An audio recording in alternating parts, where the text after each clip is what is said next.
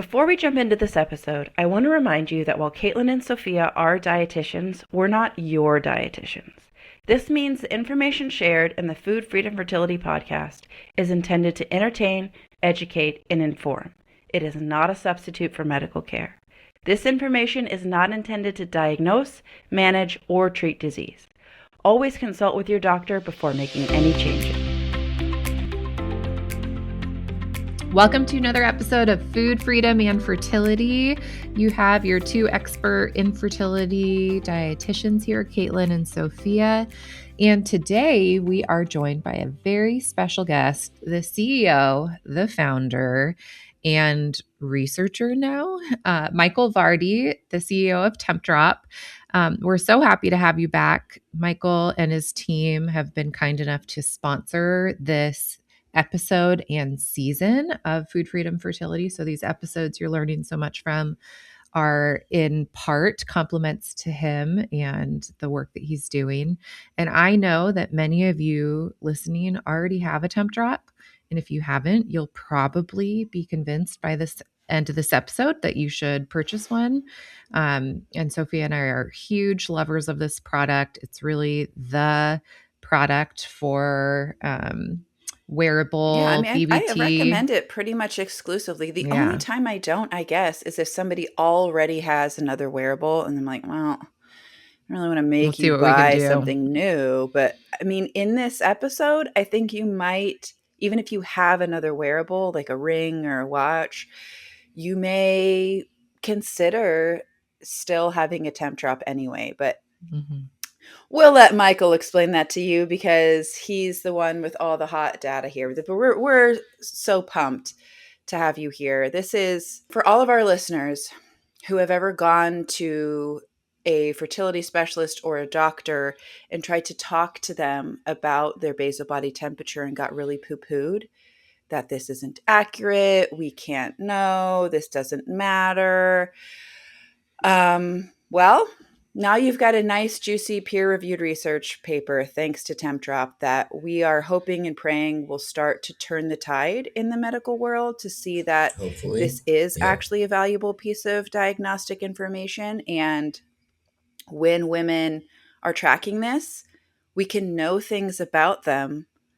First of all, it's great to be able to just get pregnant from home. I mean, isn't that the dream that we all have? But for those of us that is not happening, we now have an actual data point to say, look, I'm not ovulating until day 100, or I'm ovulating and my period's coming 4 days later. Like these things that can get missed so easily if you're not tracking, but can be treated.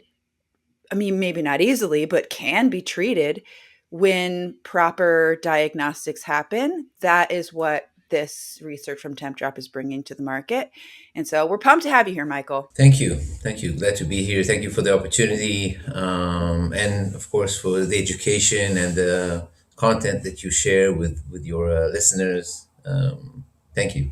Yeah, absolutely. Now, we have a full episode with Michael that we released just a few months ago, but Michael, let's pretend somebody didn't listen to that episode. Could you give us kind of the brief summary of what led you to try to make a product like Tempdrop and kind of the early days of the company and what was exciting, like maybe like the mountaintop peaks of what led you to where we are right now?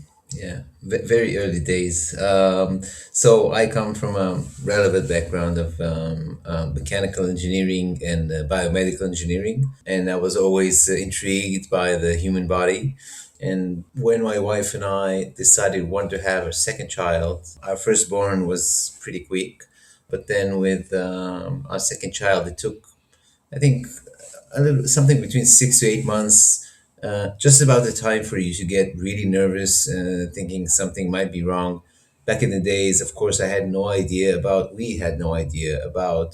how to time intercourse, when do ovulation happen, the whole, temperature variation or temperature pattern thing that correlates so closely with ovulation. And at that point, when I started to do some research, I saw there are so many.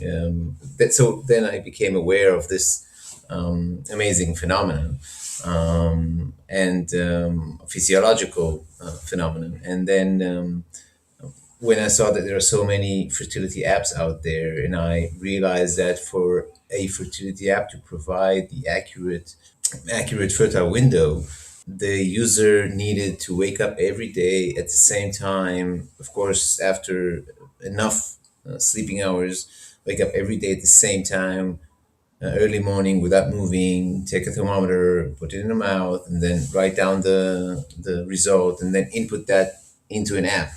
So the idea back then was I would like to develop a sensor that will accurately measure the basal body temperature, the lowest body temperature in a 24-hour cycle, which occurs during deep sleep, and sync that with various fertility apps out there.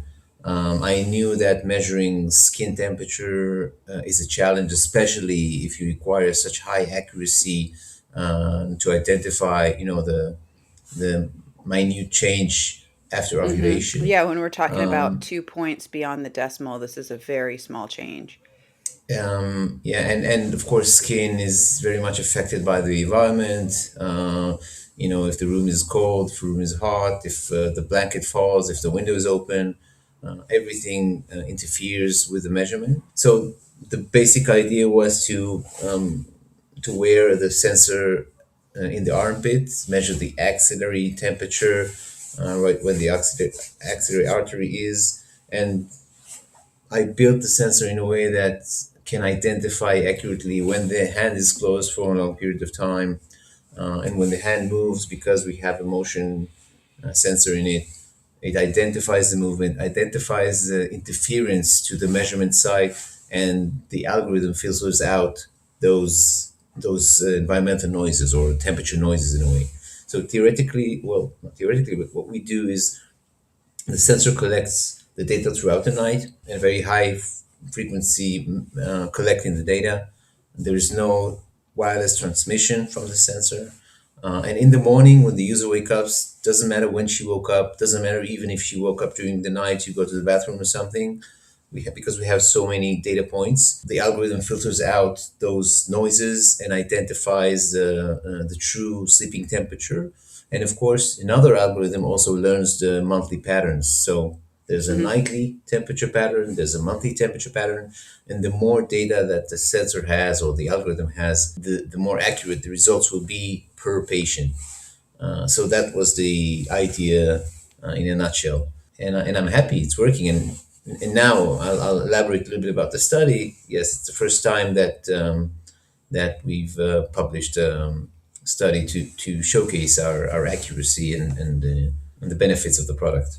So when you say this axillary artery, we're talking about a temperature very close to your armpit, close to the body. If somebody's not watching, Michael was kind of doing a little like here, pointing at his arm. Oh, yeah. Yeah, like the underneath of your arm going into your armpit area. Let's talk about like just if somebody's never heard of BBT before, they've never heard of Tempdrop before, let's differentiate different options of data points that are on the market that this would be kind of compared against. Well, if you're looking for temperature measurement, you can either use a standard thermometer, which then has if you slept with your mouth open before waking up, it interferes with the measurement.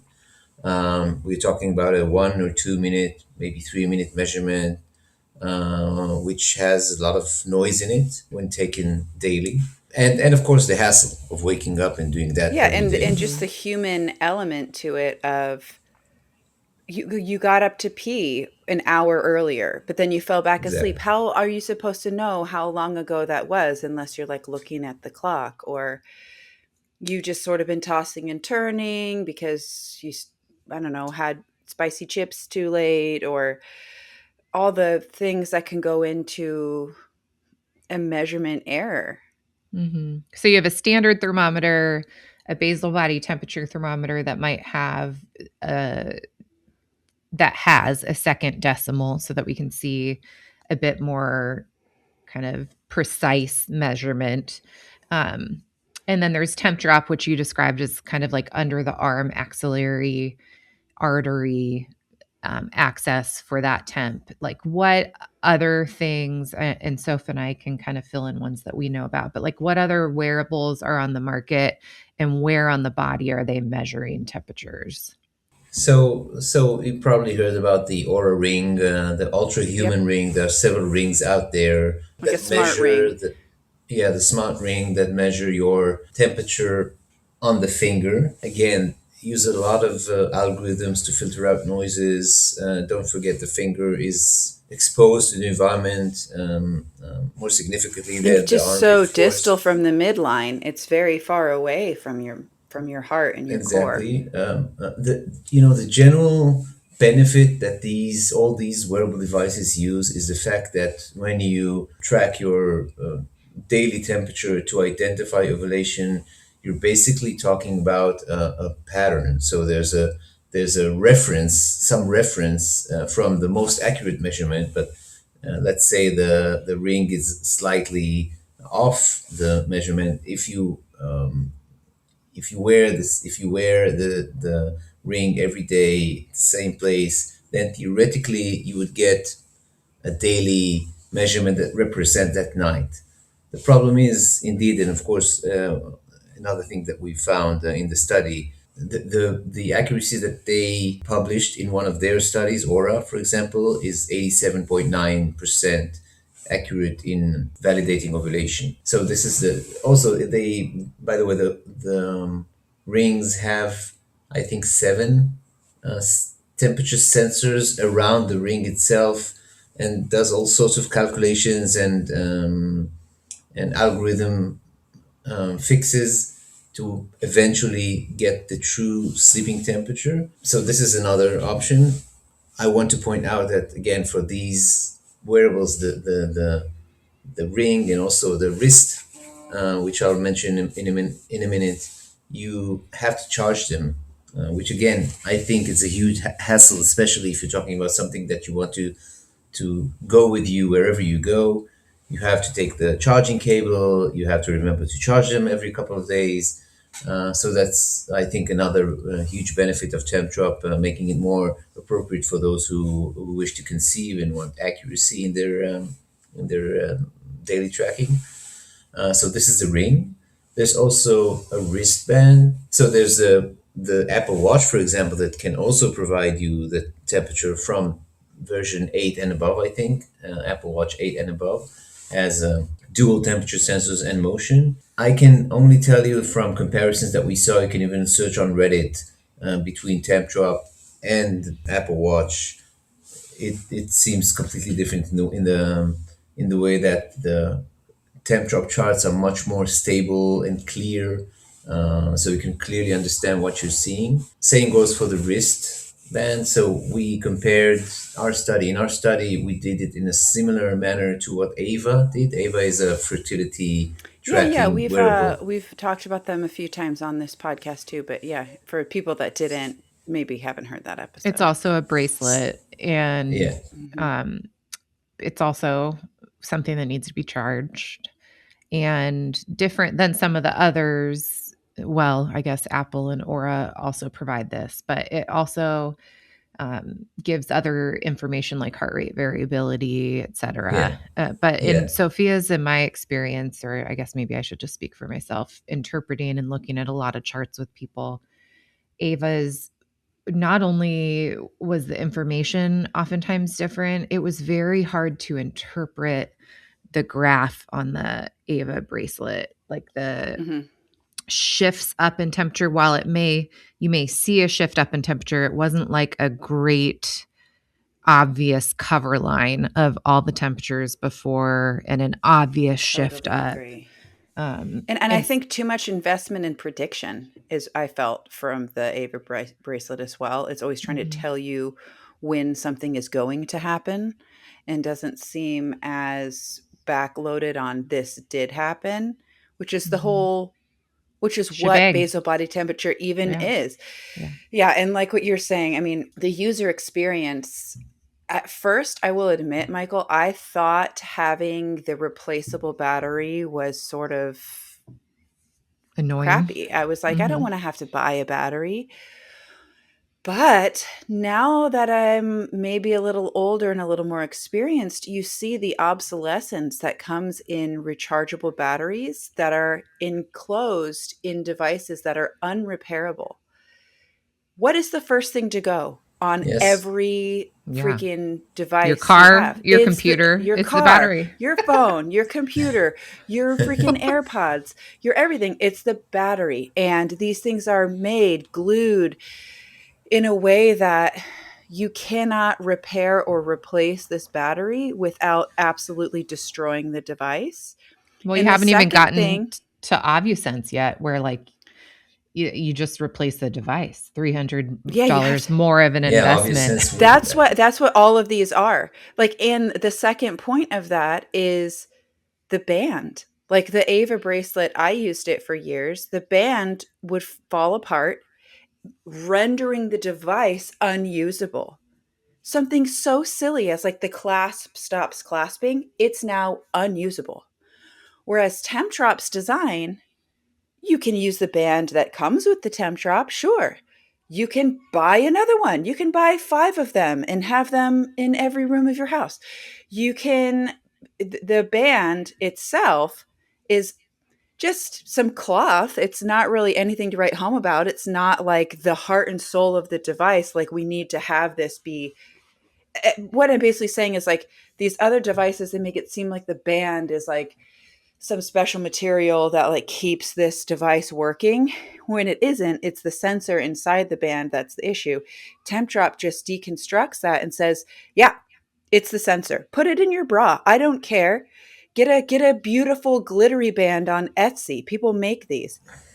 It doesn't Yeah, the matter. people make these on Etsy. That's You correct. can Yeah, get yeah. any size, you can get any color, you can make this your own. But the point being, you can replace this band. You can repair this band. You can replace the battery within the Tempdrop. It pops right open. You don't have to get out any special tools or take it to some sort of e-cobbler that's going to like, Yeah. Well, have some magic for you. can I say something about that? Yep.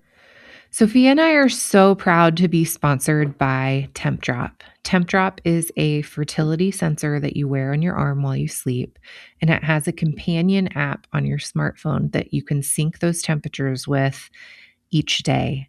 That way, you can track your cycle and know your own body while you're tracking your fertility trying to conceive. This is an incredible tool. It's one of the first things I like to recommend to new clients. And if you're listening to this podcast and trying to conceive, consider yourself one and head over to tempdrop.com. One of the reasons why I love this brand and this company so much is how value driven they are. It was born out of a husband and wife trying to conceive and trying to figure out basal body temping and making it easier, and in alignment with that value of making this information more accessible, they have just decided to lower their price. And in a landscape where everything is getting more expensive, I love that this company is making a bold move to make this product and this technology more accessible to women. So the new base price of this model is $189. This is incredible. You can even use our code FFF10 to get 10% off this new lower price. So head to our show notes or to tempdrop.com, grab yourself your fertility monitor, choose the size that you need, throw that code into the checkout area, and get tracking your basal body temperature today. We are taking a break from the episode, and I want to chat with you a little bit about Fertility Cloud. If you've been told you need help ovulating, or you have PCOS and you're trying to figure out your next fertility step, I want to tell you about Fertility Cloud. They make fertility care simple, transparent, and affordable, especially when it comes to ovulation stimulation and ovulation induction treatments. Instead of waiting for months to see a fertility specialist or getting hit with surprise bills, Fertility Cloud lists every price clearly right on their website. You'll see exactly what you're getting into and exactly what it costs. No hidden clinic fees, no surprise invoices later. For my PCOS clients, this is huge. Their ovulation stimulation program can help jumpstart ovulation safely at home with physician guidance and medications delivered directly to you. You can do it all virtually, no driving to clinics or sitting in waiting rooms, and you can often even get appointments same day. If you're wondering, how do we do ultrasounds or what about lab draws? Don't worry, their concierge service helps determine where you can do that locally to you and coordinates with you on your behalf. It's just amazing. And here's the best part. If you're ready to take that next step, you can click the link in our show notes and get $50 off your first appointment. That means you get right in front of a fertility specialist for $115. That first visits gets you matched with a fertility doctor who actually understands your needs, and you'll walk away with a clear plan for your next cycle. So head to the link in our show notes, book your appointment, save $50 on your first Fertility Cloud visit, because fertility care should be transparent, affordable, and built for you. Just the only thing I want to add in is a key fob. Like if you have a new generation car, I don't even know what the before line is, but if you have a key fob for your car, you have to replace the battery in your key fob fairly regularly, like every few years, maybe, depending on how often you use that, or leave it in the car when you're not in it, like I do in my garage. If you can do that, you can definitely replace a Tempdrop battery, and you have to do it so infrequently, it's not even really a thing. Yeah, it's your smoke detector battery. It's like no skill required. I mean, I'm the girl that regularly walks around with my phone at like 12% battery. I'm always getting texts from anybody that's on my Life 360 saying, recharge your phone. Dude, or if I send a text message. Yeah. Seriously, she sends me screenshots and I'm like, Caitlin, I am sweating over here because you're at 2%. What are you doing with your life? So imagine me. Plug it in. Imagine me depending on my ability to plug things in. By the time you realize you haven't, it's too late with these devices, because you're going and now you're to not going to bed. be able to use it tonight. Exactly. Versus you can, and there is, yeah, you do have to have a fresh battery. That is true. You do have to have that. So little money, and it costs so little money. They come in like a 6-pack, a 10-pack. Like you can buy them. It's just a regular old button battery that you would use to power your key fob, like anything. It's not some special proprietary battery that you have to get all the way from Yinjiang, China, and it takes 6 weeks of customs for it to get here. Some devices do this. My husband is in the military, and some of these like things that they use have these really specialized batteries, and it is a huge pain in the ass for everybody. Like, it's almost the size of a AA battery, but it's just a little shorter. And you're like, what was the point of that? Like, what engineer approved this? Yeah. But that's military for you. So yeah. But the point being, yes, if it is 11 o'clock at night and you realize that the battery is dead and you don't have one on hand, you can run into the same issue as, oh, I need to charge this. But imagine running into that every single day. That's what happens when you have to always remember to charge something versus a battery that lasts you. I mean, for me, the Tempdrop that I use, months, maybe even a year, like lasts a really long time. Yeah, actually, it's a good point. We've so for those of you, I don't know if you have listeners who knew the Tempdrop 1, so the initial Tempdrop device, the original sensor, had the same battery basically, but it was a little bit harder to replace it because you need. I'm an engineer, so I'm kind of, for me it was okay. We'll open up the sensor, no problem. Like you open up smartphones. But at the end of the day, it was not that easy for the users. So when we launched Tempdrop 2, we improved several things, mostly the battery compartment. So now it has like a SIM key opener thing, like a small key that you press inside. It opens the door, and an earring and you replace also the battery works very very easily. well. Been there. You don't have to keep track of that Yeah, little I, key. I wouldn't say that because theoretically you could damage the printed circuit board. All right, So well, be we careful. But recommend if using you're like me and you yeah we lost the key, recommend using you can use an earring. the key that we provide. And if you lost it, if you can lose it, then you can reach out to support. We'll send you a new one. That's no problem. And we launched Tempdrop 2 in 2024 in the middle of 2000 middle of last year. So now we have enough information about battery replacement from users because I've we had both. track all the data that the sensors provide. We can tell you that up until this point, the average time from first use to replacing the Tetra 2 battery is a little bit over a year. Over a Amazing. year. So, and of course, the app, an alarm, not Yeah, alarm, an A alert warning. lets you know, It's hey, you're coming. running low. yeah, a warning. So, yeah, thank you. Gives you a warning I think a couple of weeks ahead, saying, hey, get a new battery and replace the current one. So we really try to make it, again, that's the whole idea of a lifetime companion, something that would not require a charging cable, something that you can take anywhere with you and would last forever. The simplest, most straightforward solution to get an accurate temperature chart for fertility tracking is what we try to do. I love that it's not a planned obsolescence, that you're not going to come out with Tempdrop 2026, Tempdrop 2027, Tempdrop 2027 2.0, to where there's one little difference, but what you really know is that people's batteries have run down by this point. And so they're going to be needing something different because this device you made doesn't have any longevity. And so you keep people deliberately coming back and buying the new model every year because Yeah. whether or not you're trying to conceive, for years of your life, we pray that, this cycle is it for you and you have your baby and it's wonderful. But yes, for some of us, it is years.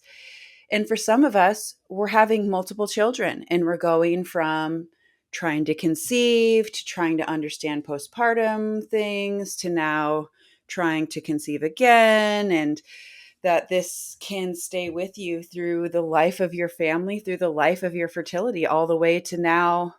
I mean, it's not marketed for this. And so I don't want to make like a health claim that you can use this to track, am I coming into menopause? Like, what are my cycles doing now that I'm in my 40s? Like, that's not what Tempdrop's designed for. But as a user, I can say, look, I'm the person that uses an earring to open something. So I'm open to like multitasking devices. And even if it's not designed for this, I'm going to use it for this. And it's not made to fall apart after a year so that you have to give them more money. It's not made to fall apart, it's made to last. And not only that, I think and believe that our support team provides invaluable support and really tries to help the users keep on using the device and knowing their bodies by tracking this data. And about menopause, yes, by the way, don't forget we do track sleep quality, and we can identify cycle differences, luteal phase, follicular phase. It is not a feature yet in the app. We don't claim for it, but clearly you can understand much more when you have both the patterns of your cycle and the sleeping patterns. So yes, in the future, it is indeed something that we plan to provide Oh, that's cool. additional guidance and support through I think menopause, it's perimenopause. like I'm just looking at this house I'm sitting in that was built in the late 70s. And the two houses I lived in prior were built like 2010 and forward. And it makes me think of like the difference in how we used to build homes to last. And now we build homes to like change and remodel and on the cheap, right? Like I it's, cannot stand that. I'm I in a know, new but build yeah. here and I agree with you fully. I think from a product standpoint, it's not just like we built it to last is a statement that shows like the quality of it. I think it also reflects the ethics and the character of the company culture. And that is really cool. And Soph and I Thank you. very narrowly recommend products so that when we do recommend products, it's something that our listener, our client, our audience on Instagram, they know like, hey, they don't take money from everyone in the world or free products from everyone in the world. Anyone who's willing to hand us something. Like every day there's a new company on our Instagram. Like we forego a lot of income and benefits because we have ethics that mean we're only going to recommend something that we really believe in and stand by. And so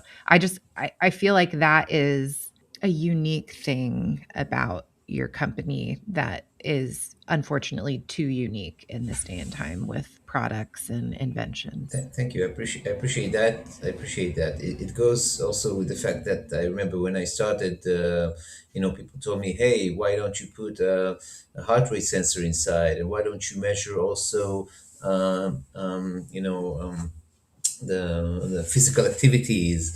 And I knew that there are so many devices out there and they all want to do everything and all they together. can't do it all well. They all want to measure everything all together.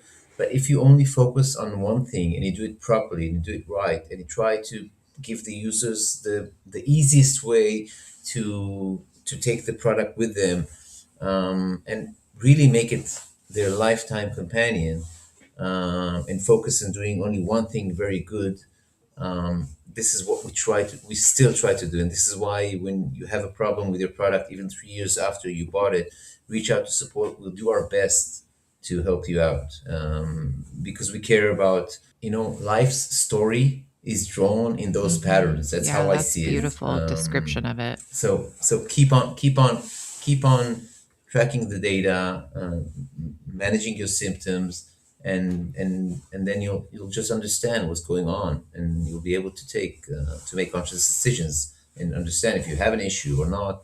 Yeah, I think there's a joke in there. There's like a comic piece of like my husband would be saying, this is the only lifetime companion you're allowed to add to this marriage. Like calling it a lifetime is your Tempdrop. Yeah, your Tempdrop's the only other thing allowed in your bed. If I could point out a couple design flaws in this Tempdrop, it only works if you put it on. That's the problem that I've had with it. Is you have to put it on, and then it doesn't work if you also put it through your washing machine and then your dryer on the hottest setting. That will also ruin it, unfortunately. Yeah. So beware of these two pitfalls that I have fallen into. Don't put, though I will say, if you wear it into the shower, you can notice that it's on. You have a chance to whip it off before it's soaked, because it's on the underside of your arm. So you'll get in a groggy state and then see it, and then you can whip it off, and it still works. Whereas I have lost an Ava bracelet that way. So the Ava bracelet is much more washing fragile. machines and dogs. Dogs. Washing machine and my dog ate my homework. Puppies are the My dog ate my Tempdrop. Are the reason we launched the Tempdrop insurance, where you can basically get a free sensor if anything happens. What a brilliant idea. Even it's a user. But I will say, I have had patients whose dogs have chewed the band, and you can buy another band, no problem. You're not having to rebuy the technology. Whereas with other devices, if your dog chews the band, it's as good as garbage. The whole thing. How do you say no good in French, Michael? C'est fini? Yeah. In French? Yeah. I don't know. You wouldn't know? He doesn't speak French. No, he speaks. Why were you talking about French earlier? Because I was saying that was the language my dad spoke. With Sophia. Oh, I thought you were talking because he spoke French. All right. How do you say it in Hebrew? I guess I am maybe a little surprised you don't speak French, because you, I don't know, live in Europe, somewhere other than America. Yeah. Oh boy. Okay. God, it's so sad, isn't it? American brains that just speak our one little language, American English, and everybody else in the world, you must speak every language, right? Like idiots. Oh, okay, man, but finish it. How do you say it's no good in Hebrew? Lotov. All right. Zelotov. It's not good. Zelotov. Yeah. All right. Yeah. Michael. I can't even Mikhail. do that. Michael. Yeah. Michael. Michael. Talk to us about this research, because that's the whole point of this episode, and we're already 30 minutes into it. You were concerned that we were going to run out of things to talk about, but as you've seen, Sophia and I Yeah, can but it's ramble. so fun, actually. Oh yeah. And Indeed we'll you laugh can. at anything. Indeed you can. Oh, here we go. Okay. No, but Yeah. truly, one of the big reasons we wanted to have you on is because there is now peer-reviewed research out there showing not only the legitimacy of Tempdrop as a measuring device, but really another point establishing the validity of basal body temperature when it comes to ovulation confirmation. Yeah, so for us, I think I mentioned in the previous episode. So Tempdrop is it's a startup, and unlike many other companies, we did not raise a lot of money, and our road to the point where we are now was slow. And only just now we were able to publish a study, which started, I think, almost 2 years ago when we reached out to active users who used the Tempdrop and the app and asked them if they'll be willing to join to a study. And we recruited, I think it was 125 women. Eventually, I mean, we had more, but eventually those who went through the inclusion and exclusion criteria of the study, 125 women. And we've sent them the Clear Blue advanced ovulation kits, which measure, it's considered gold standard, and they measure LH and estrogen.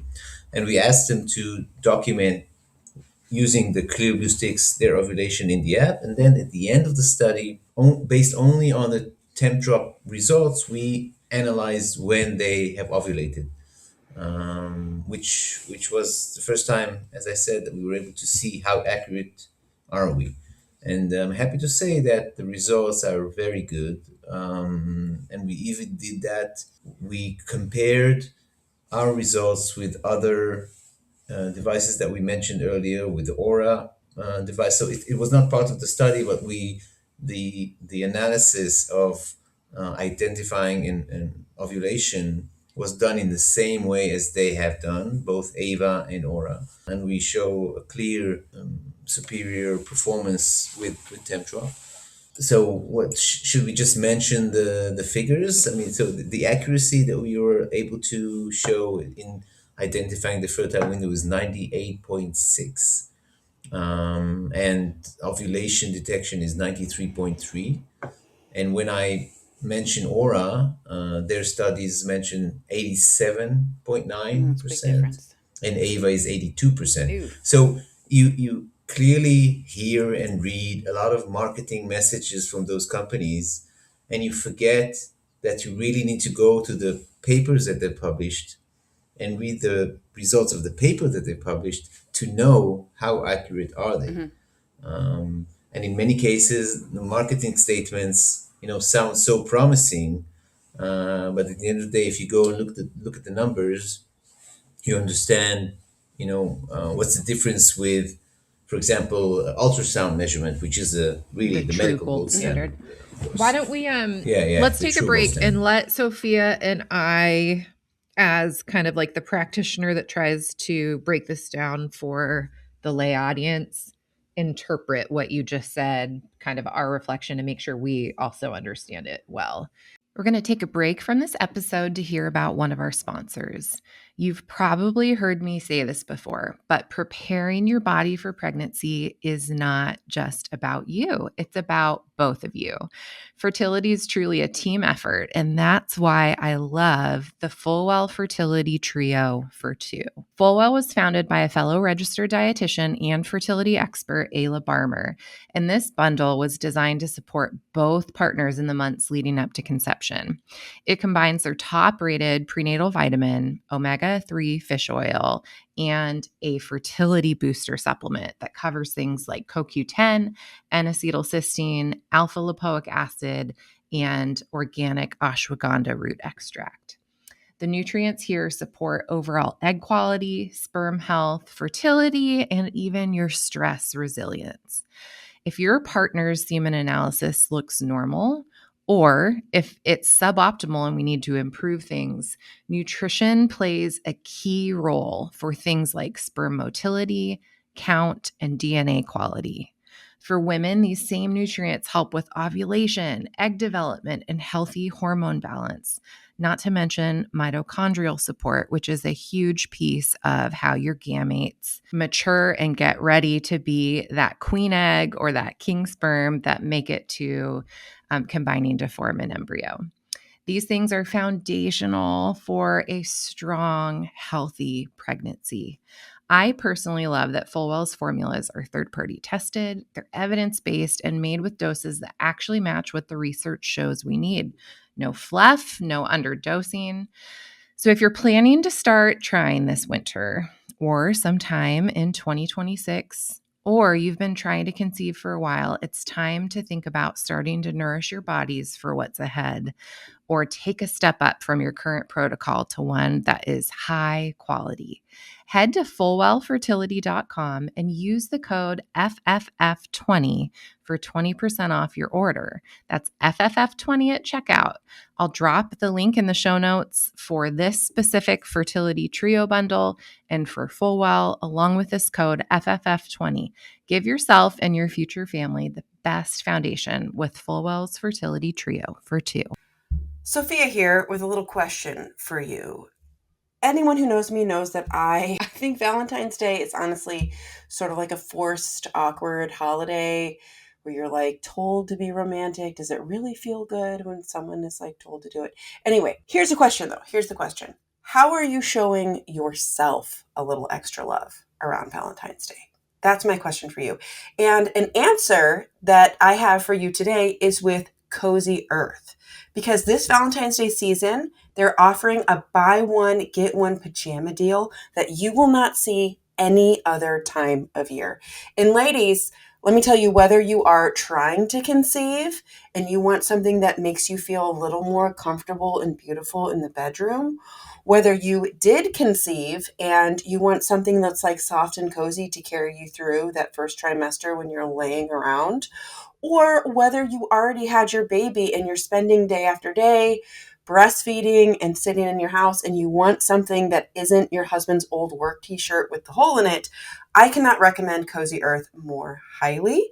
So show yourself a little extra love, get yourself a little piece of cozy, and use your code FFFBOGO to get these PJs for you and someone you love. Celebrate everyday love with comfort that makes the little moments count. So participants were given clear blue monitors so that they could track in multiple cycles of themselves. 3 cycles, is that right? Several cycles. Some eventually, yeah.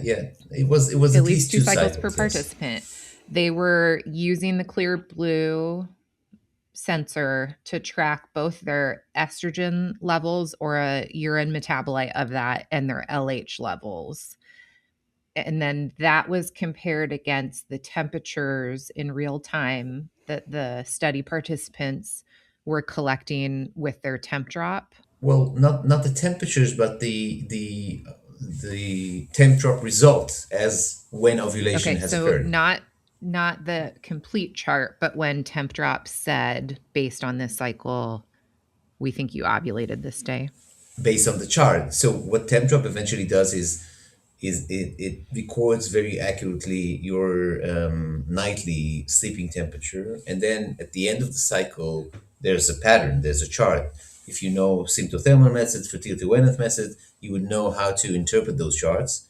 Tempdrop goes the next level and applying advanced algorithms to identify when ovulation occurred in those charts. So if you know fertility awareness methods and you look at a chart, which is a clear chart, in most cases you would know how to identify when ovulation occurred. What we do that automatically, and this is basically what the study showed, the results of the So measurements. listeners, when we're tracking estrogen or estrogen metabolites in your urine, and when we're tracking LH, you will see typically a very clear increase in estrogen right before you see a very clear increase in peak in LH. It's like that higher estrogen kind of draws up the LH hormone. And the LH hormone is the one that's signaling from your brain to your ovary, release the egg from the follicle.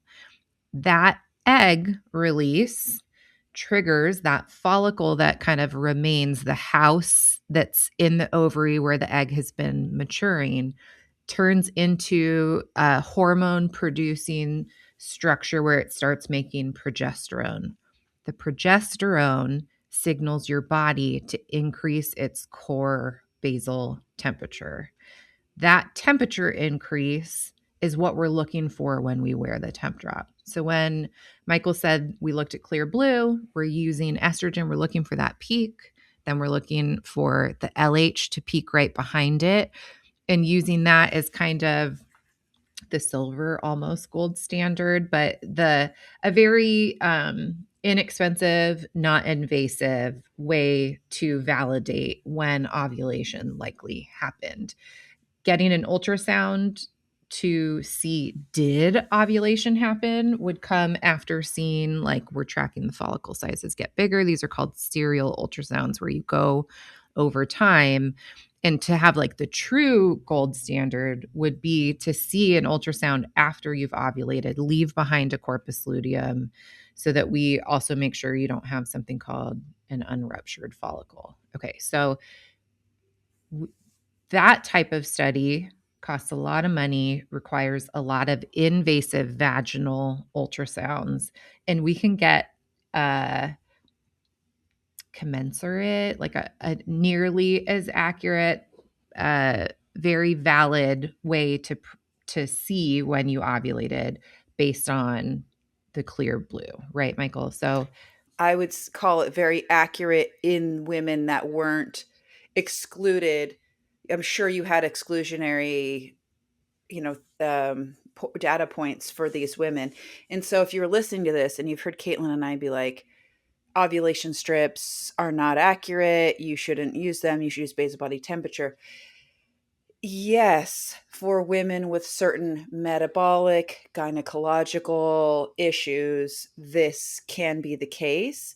Like if you have known PCOS, or if you have known hypothalamic amenorrhea, if you have known luteal phase defect, I'm not going to tell you to go use these strips, but I'm assuming that in the women that were included in this study, we're looking at a selection of women that maybe these things were ruled out. So we don't have people in here that wouldn't respond well to ovulation strips, because I know you, listener, have heard us so many times say you might not respond well to ovulation strips. Now you're listening to us saying, oh, they're the gold standard. They are in the healthy, regularly ovulating, fertile woman who does not have any of the issues that we are perpetually addressing in our practices and on this podcast. And so for you, the listener, the clear blue digital may not be a gold standard of accuracy, but the people that were included in the study, safe to say it would be for them. Is that correct? Correct. So you also mentioned, LH does not necessarily say did that ovulate. you It have predicts ovulated. it. Predictive. Exactly. It's predictive, and sometimes there's an LH surge, and the body is not capable eventually of producing the egg. But if you track your temperature, See that. you would know for sure that ovulation has occurred. And in terms of inclusion, yes. So we started basically by recruiting over 250 women from across the United States, aged 18 to 45. Of course, inclusion criteria mentioned they should not have PCOS. Well, exclusion criteria is if you had PCOS or other fertility issues. Eventually, we ended up analyzing 125 women and over 194 separate menstrual cycles. And this gave us the robust set of real world data to work with. So Recently. essentially, we're looking in this study, they were taking the clear blue to say, we think you're about to ovulate.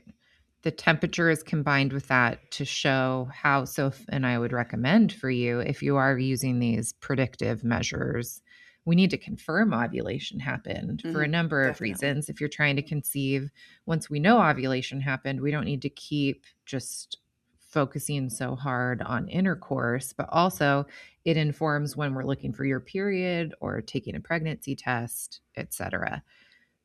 So the study was designed to compare the cycles based on the data these ovulation predictor clear blue information was providing. Yeah, it was head to head. So every night they wore the Tempdrop armband, and at the same time they used the clear blue connected ovulation system, the urine test, to detect their LH surge. And then we used the smart algorithm, the Tempdrop algorithm, to analyze the temperature pattern and see if it matched the urine test results at the end of the study. Okay, I just wanted to make sure, because I understand everything you're saying, but maybe a listener's coming into this going, I measured LH and estrogen. Why would that matter? Just trying to contextualize it a little bit.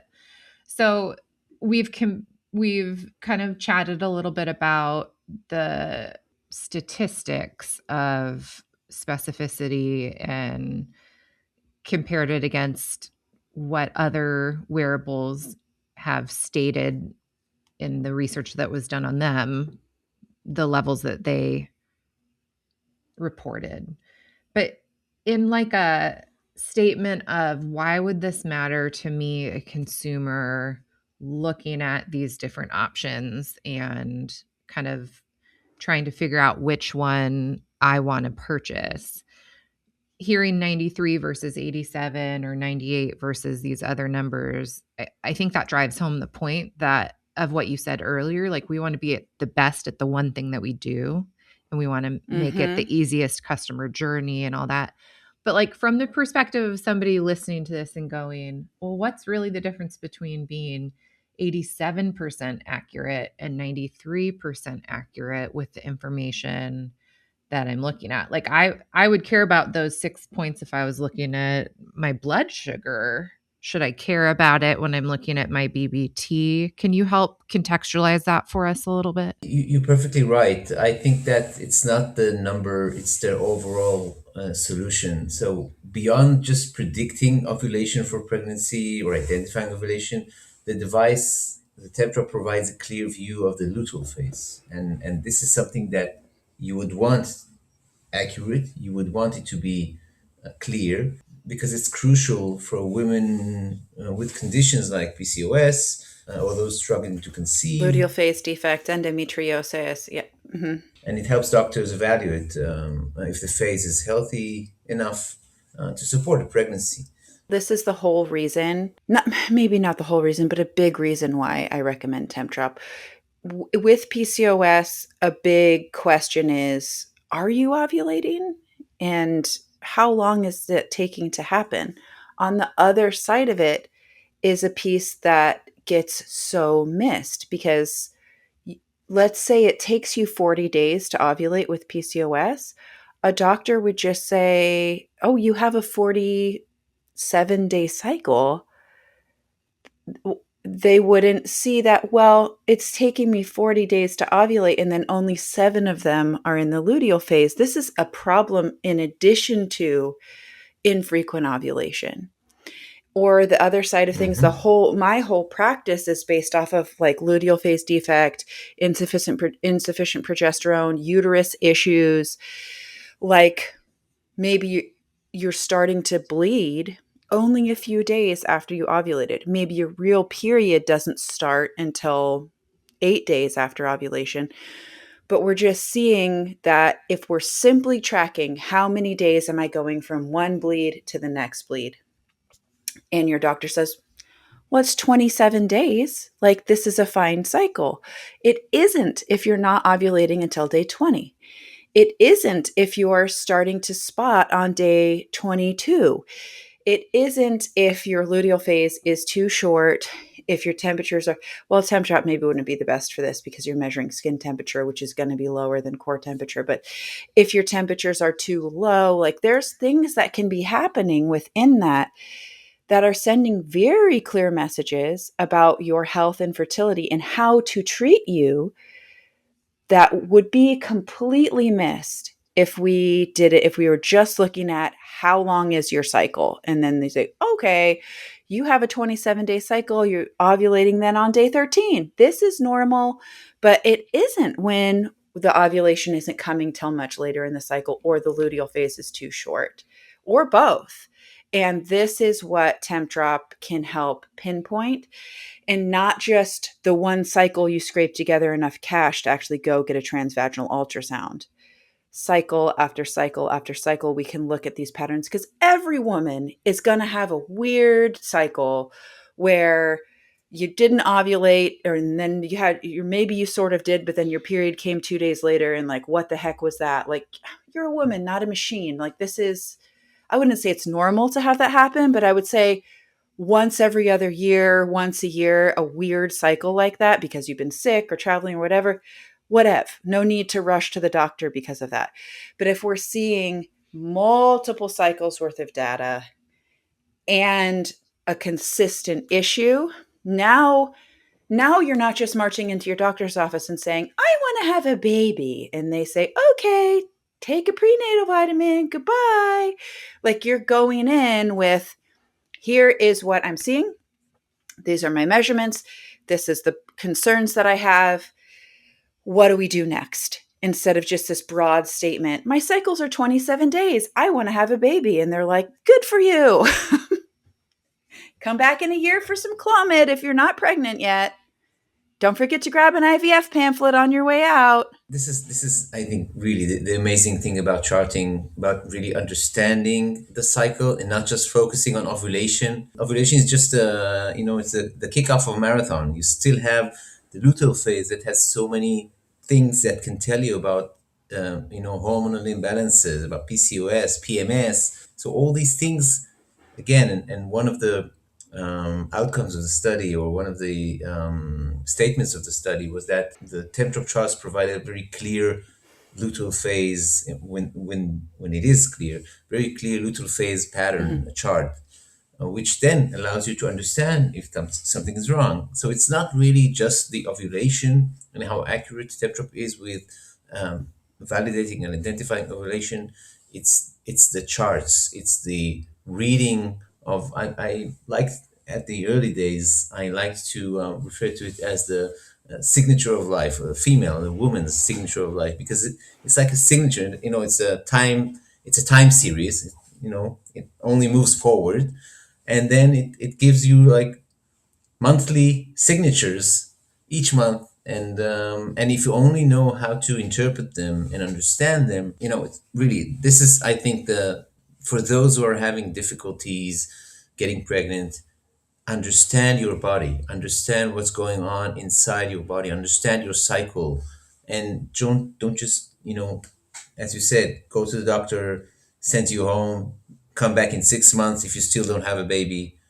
In many cases, it's really, it's like, it was right 20 years ago, but now we have so much data, we have so many sensors, we have so much wisdom. So I think really, that's a big difference between just pinpointing ovulation and understanding the cycle. Getting you the help that you need should you need it.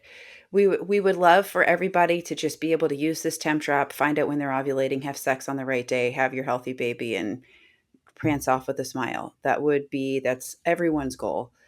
But if you do need more medical help, myself being one of those people, Caitlin being one of those people, where this wasn't just happening, this gives you a tool and now data backed, besides just thousands of women around the world, or just, every woman since the dawn of time who's ever planned a pregnancy.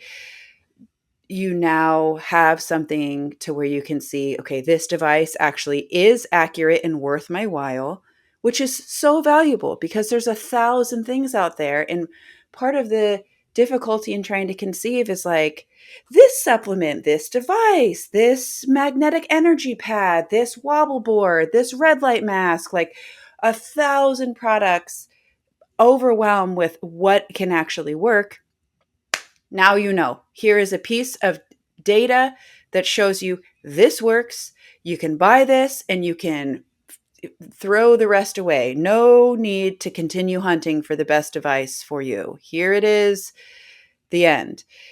And make it possible to where you can actually, should you need medical help, have an intelligent conversation with somebody who's trying to help you and not just spouting off symptoms that can be variations of normal, like saying, well, I bleed for 8 days. A doctor would be like, well, it's a little on the long side of a period, but that's still within the realm of normal. My cycles are 32 days. A little on the long side, but still within the realm of normal. But if we look at that and say, well, you're not ovulating until day 22, you're 4 of those days of bleeding are spotting. That's not good. Is there a polyp? Is there an infection? Is there a fibroid? Like, now we have a path to proper diagnosis, hopefully. In my case, I'll say that my cycles were shortening. And I had a doctor say, well, every woman always ovulates on day 14. So, you're within that realm. And I just was like, that is nonsense. First of all, you can't say every woman blank.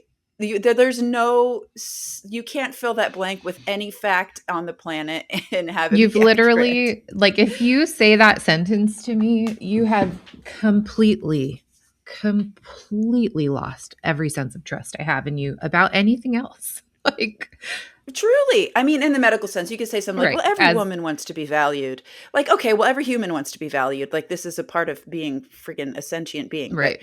But, you want to help me manage my medical hormones sense. in any way or deliver my baby? I want you to know that there's variability in women's health. Right?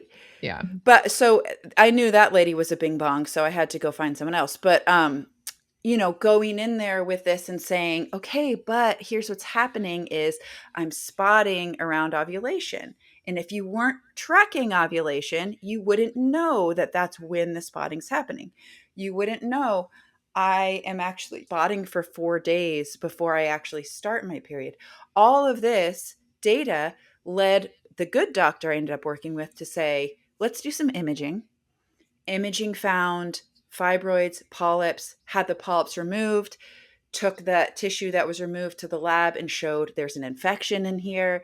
All of these things would have gone untreated had I just pranced in and said, I get my period every 25 days. That would have been, a doctor would have been like, all right, and I bleed for about 8 days. That would be like, that's fine. Like, these things, they're a little on the edge of perhaps something if you really have a scrutinizing eye, but almost anyone would lump a healthy, how old was I? 30, 31, 32, like, lump me into, you're fine. I'm not overweight. I don't have, any diseases. Like, you wouldn't think there was reason for further investigation. It was the fact that I knew when I was ovulating and that I was spotting at that time. I knew when that only 7 days later would more spotting come, and then that would last for days before an actual period flow happened. If you just track bleeding, none of this would have caught anything. And lo and behold, just to give you a little hope, listener, if you haven't listened to my whole story, I had the polyps removed. I took the antibiotics. I got on a progesterone suppository and became pregnant with my baby that's about to turn 5 on Friday, the very next cycle. These things got addressed. I was able to get the help that I need. I healed, got pregnant, had a healthy baby. And so that's how passionate we are about this, because this is, if you hadn't had this data, I'll say this again, if we didn't have the data, I don't know what it would have happened. I probably would have gotten funneled to some cockamamie fertility clinic, had all kinds of scary diagnoses and tests, or no diagnosis and just unexplained infertility. Yeah. Expensive And in heart, right? in time, in money. Yeah. I mean, the typical American doctor, if you come to them with a chart, would they, look at It's all you? across the board. However, I would say 98% of them would not know what to do with it. I'd say like more often than not, they would just glassed overlook. And it's frustrating and unfortunate. And, you know, it's like the people who approach their doctor and the doctor says like, you need to go on a keto diet, but they just recommend that to everyone because a keto diet worked for them and 2 of their patients.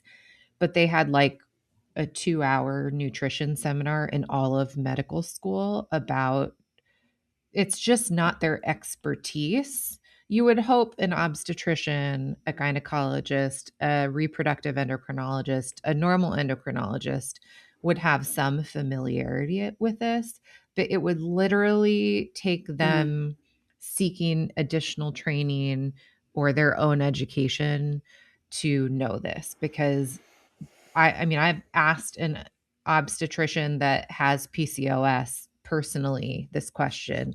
Did they teach you anything about hormonal adjustments and basal body temperature with women tracking ovulation in med school? And it was never even brought up. So a midwife, somebody a little bit more holistic, a nurse practitioner that is holistically minded, a naturopath, maybe. But by and large, you have to seek this information out on your own or hope your older sister handed you a book like mine did, said, read this when I was getting married. What book was it? Even though it took me like a year and a half to read it because I was like, don't tell me what to do, older sister, like total. I knew it. Child order. Pacific thing. Northwest, baby. The lady that wrote Taking Charge of Your Fertility is from Seattle, and that's where Caitlin and I have lived. Where she grew up, really. Sorry. So, Michael, I have 2 kind of question areas I want to address before we kind of leave our listeners with this information. One being, especially when you heard Sophia say, doctors often will say every person ovulates on day 14. Like based on how many cycles did you guys? 190 something cycles. What would you say to a statement like that based on you looking at this data in the study and thousands upon thousands upon thousands of other cycles as you've developed this entire tech? What would you say about these cycles and, you know, the typical rhetoric we hear about cycles?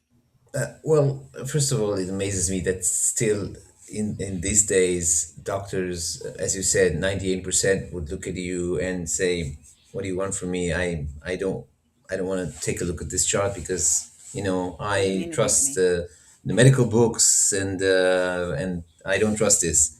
So I find it strange that Embrace doctors don't, in a way, kind of limited in what they've learned, not embracing new data, new information, those things, that I eventually found out when I started digging into symptothermal method, fertility awareness methods, understanding charts, realizing the differences and the fact that women don't ovulate on day 14, not all women ovulate on day 14. So ideally, and I wish for the doctors to be aware that charts, patterns, cycle patterns tell tell a story. Cycle patterns can identify things, and I really wish and hope that they would be more open. Well, you're on your way to making your own wish come true because you just published a peer-reviewed research, which is the only language these doctors speak. So you're on your way to fulfilling your own dream with that. You know, obviously there were things you were hoping to see and things that probably you saw but didn't even publish. Like what falls in that second category of things that you saw, but maybe it was like outside of the scope of the actual purpose of the research?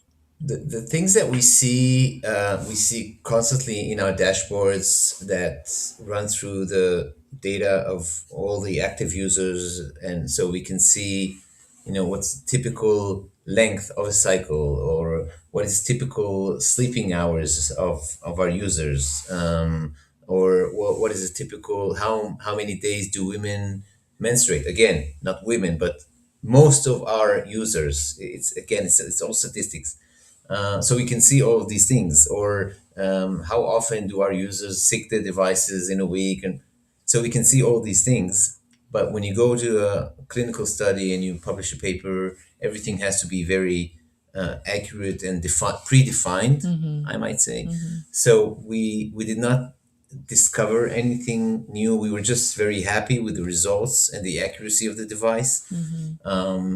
And the goal was very straightforward, and this is what we wanted to achieve, and we have achieved. So there were no interesting things that we found out. I think maybe just those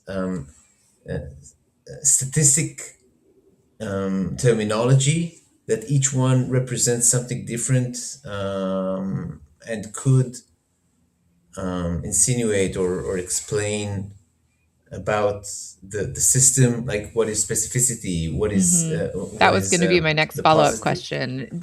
Could we Yeah. define those So things for the yeah, so listeners? I made so it's kind of always kind of difficult. So let's start with sensitivity. The sensitivity that we achieved is 96.8. What is sensitivity?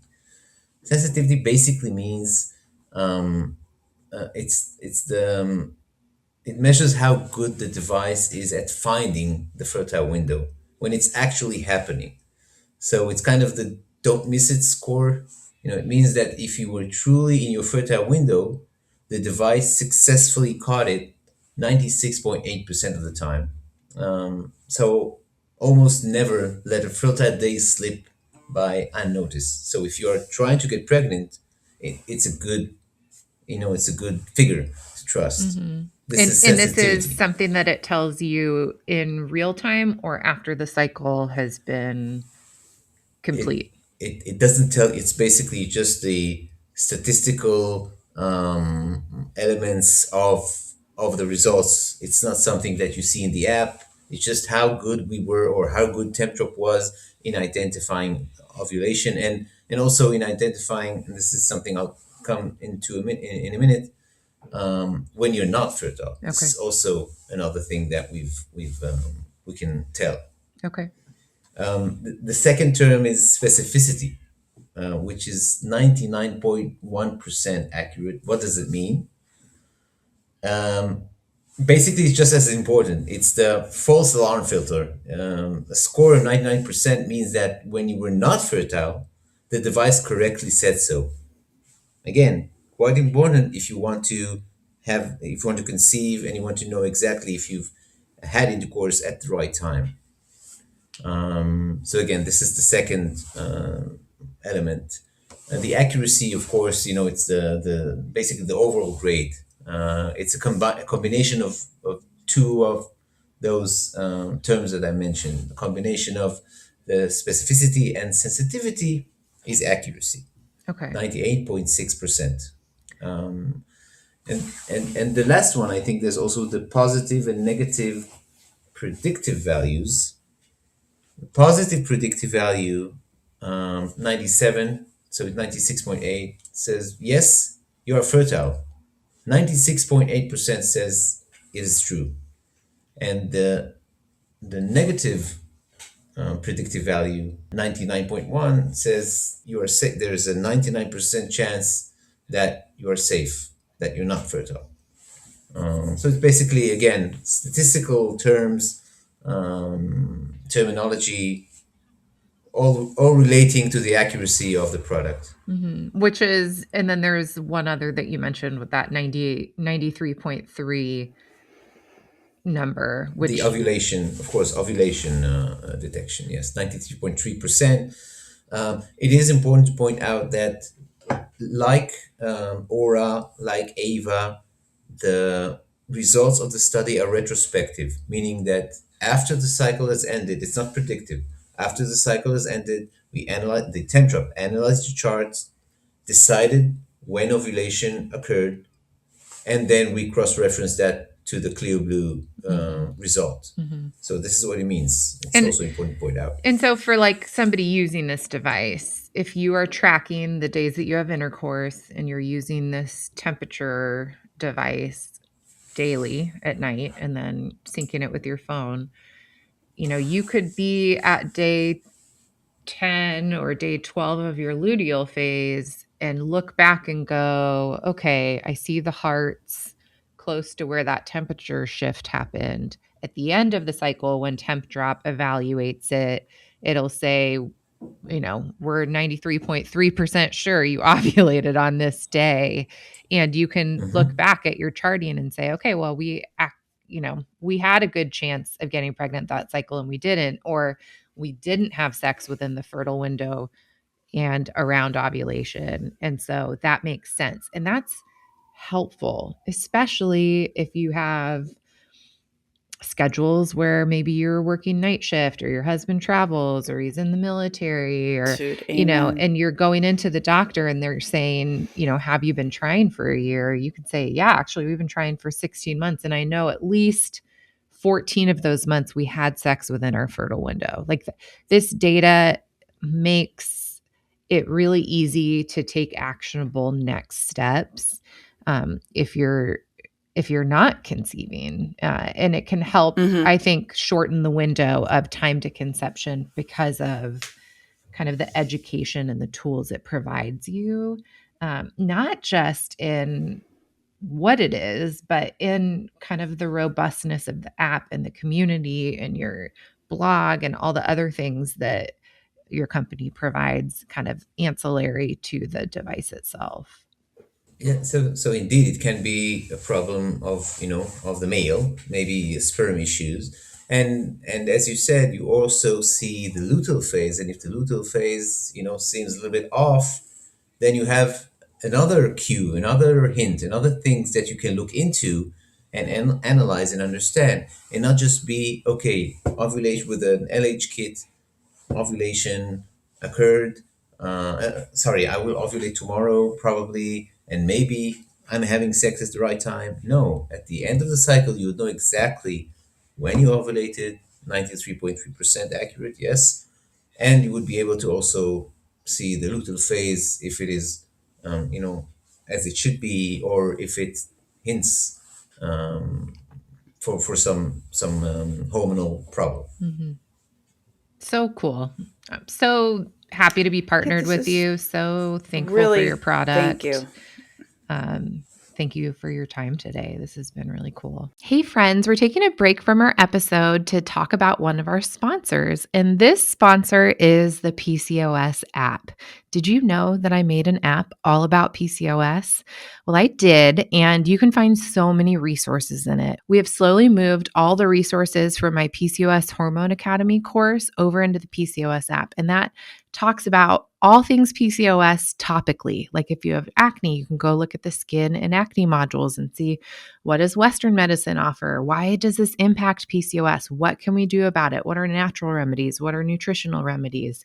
We talk about hair loss and hirsutism all through that lens where we go through what is it? Why is it impacted by PCOS? Or why do we need to pay more attention to this particular thing? And what can we do about it? And we provide a vast resource to help you both advocate for yourself at the doctor's office and treat yourself at home naturally. Now, the exciting thing that I want to share with you is starting in January 2025, we're starting to migrate all of the content that I have published so far on fertility into this app. I used to sell a course for $700 all about how to get pregnant with PCOS, and that is all getting moved into the app between January and March. So you can take the course as if you enrolled in the whole thing for $10 per month. So head to your app store, whether you're on a Google Android device or an Apple device. If you type in PCOS app, you just look for that really pretty lavender flower, you'll find it. Download it and join us because you're going to get weekly recipes and all the fertility focused PCOS content that you need. It will start being uploaded under the Academy tab. So stay tuned for that. And let's get back to our episode. Thank you very much. And I'll say to you, listener, what I said to Michael before we even started this episode is I'll give you guys who are watching on YouTube a nice belly shot here. That this baby right here we conceived using Tempdrop to identify and confirm fertile window. So Amazing. The lifetime companion allowed into your bed with your other yes, lifetime. and I will say this was my husband working out of town, going off and doing training in the desert and having a 2-day window where he could come home, and we took advantage of those 2 days, and here's the baby. Mhm. So Amazing. pretty cool. Wow. Yeah. So thank you, Very cool. Tempdrop. Michael, Thank you for coming Very on cool. here. Michael, last question. When you were little and you were like, I think I asked you something similar to this on the last episode, but you were like, this is what I want to be when I grow up. Like my son lately once says firefighter. I'm sure you were the guy that was like tinkering with robots or like a circuit board or anything like Taking apart your parents' DVD Well, player. Yeah. and not Tinker. Yeah, exactly. Not DVD. It was VCR. But I always remember that when I a new didn't wanna VCR date you. came home. Yeah, no, that's fine. When a new VCR came, or any electronic device with buttons, I always did not want to read the book and just played with the buttons. Mhm.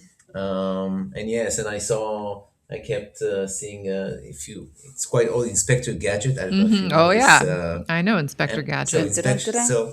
inspect exactly that theme.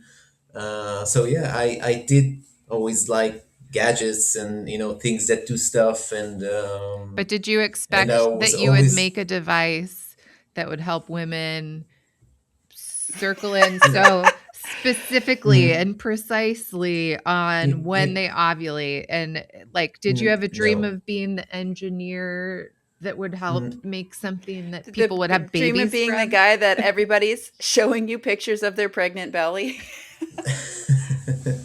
No, I just knew I wanted to invent something. Yeah, Inspector Gadget, MacGyver. Mhm. I wanted to invent something, and I was always fascinated by the human body. Mhm. Always. I think it's and once I became aware, when I started developing Tempdrop, I kept wearing the early versions of it, and it's You're very flat. boring, Yeah.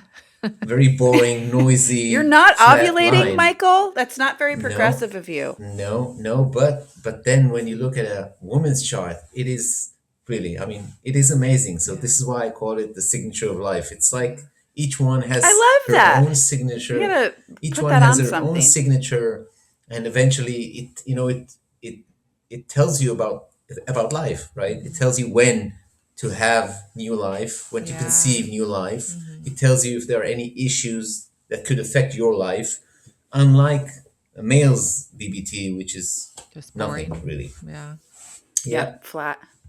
Yeah. All right, well, flat. let's wrap this up with a yeah, girl, because I got to run to my next thing here. But thank you so much for coming on. So we'll do it's called a my man. We go, my man, when you tell us your whatever happy thing is happening in your life right now. We end each episode with this.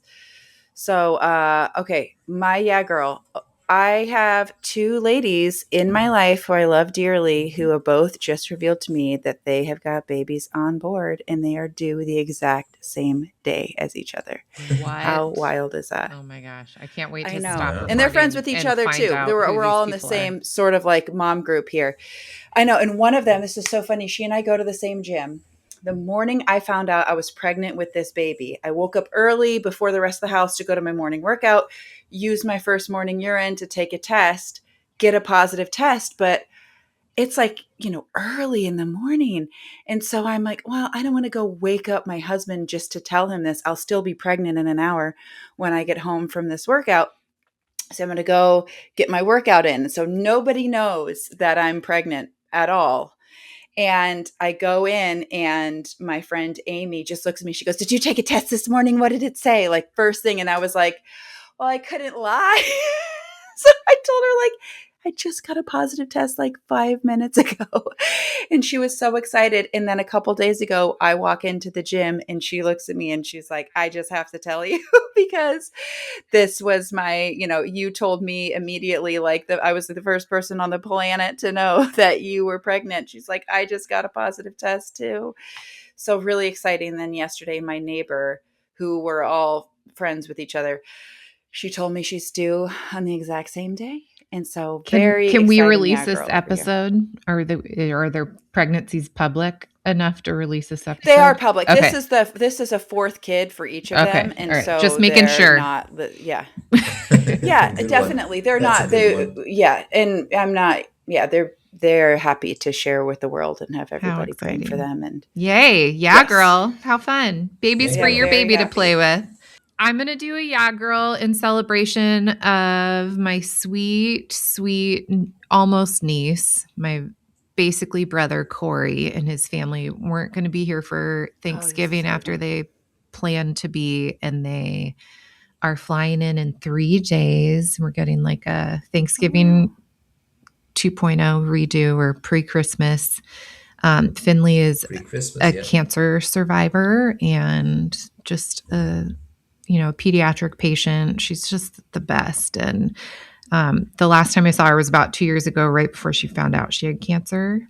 And she's coming to visit after being scan-wise cancer-free for a number of months, maybe even about a year. So I'm just really excited they're coming. And we were texting right before the episode on all the fun things we're going to do. So I'm just stoked for this visit coming up and snuggling and hugging on that girl. All right. And Michael, what do we have for your Michael? Yeah, my well, man? for me, what are we celebrating for you? If it's not related to Tempdrop, then I guess that we've just in this weekend we've celebrated the, not sure how to say it in English, like the home welcoming. Yeah. We finished a very large renovation here. Awesome. So it's our first home, and this last Saturday we invited both families, my wife's and mine, and we all celebrated and like a homewarming party. Is that what we would say in housewarming? Yeah, homewarming. Yeah. Exactly, exactly, housewarming party. And they all saw the house for the first time, and we got so since Thursday we did a lot of cooking and cleaning, and we were very active. And then on Saturday they all came. It was a very, very nice family time with both families together, and I think this is that's something that's quite big in our life right now. Yeah, my man, that's awesome. My man, that is great. Yeah. Thank you so much for coming on. Thank you for using your skills, talents, abilities, brain power to invent a device that's changed our lives, and that is improving the lives of thousands and thousands of women and families. You should really be proud of yourself. This is a great invention, and we're very thankful for it. So thank you for coming on. Listener, please rate, review, subscribe, share an episode so that other people can find us, and we will catch you on the next episode.